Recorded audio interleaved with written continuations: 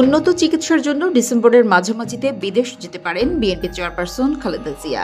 পবিত্র ওমরা পালনের পর প্রথমে যুক্তরাজ্যের লন্ডনে এবং পরে যুক্তরাষ্ট্রে যাওয়ার কথা রয়েছে তার। এজন্য যাবতীয় প্রস্তুতিও নেওয়া হচ্ছে।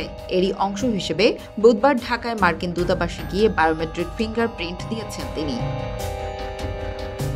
বিএনপি চেয়ারপারসনের চিকিৎসায় গঠিত মেডিকেল বোর্ডের সদস্যরা জানান, উন্নত চিকিৎসার জন্য খালেদা জিয়াকে 2-3টি দেশে নেওয়ার প্রয়োজন হতে পারে।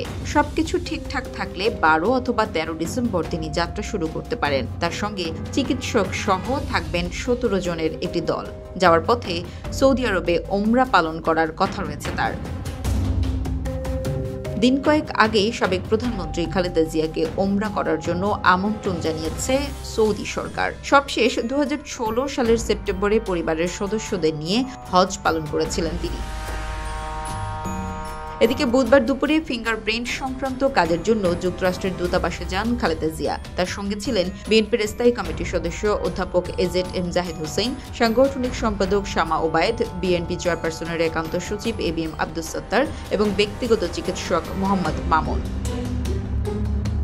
খালেদা জিয়ার চিকিৎসকরা জানান, বর্তমানে বিমান ভ্রমণের মতো শারীরিক ফিটনেস খালেদা জিয়ার রয়েছে। তবে ঝুঁকি এড়াতে তার সফরে 6 জন চিকিৎসক থাকবেন। যুক্তরাজ্যের ভিসা ইতিমধ্যে পাওয়া গেছে, তবে যুক্তরাষ্ট্রের ভিসার কাজ এখনো শেষ হয়নি। দলীয় সূত্র জানায়, আগামী শনিবার লন্ডনের উদ্দেশ্যে ঢাকা ছাড়বেন বিএনপি মহাসচিব মির্জা ফখরুল ইসলাম আলমগীর। তিনি 11 ডিসেম্বর দেশে ফিরবেন। এরপরই লন্ডনে যাবেন খালেদা জিয়া।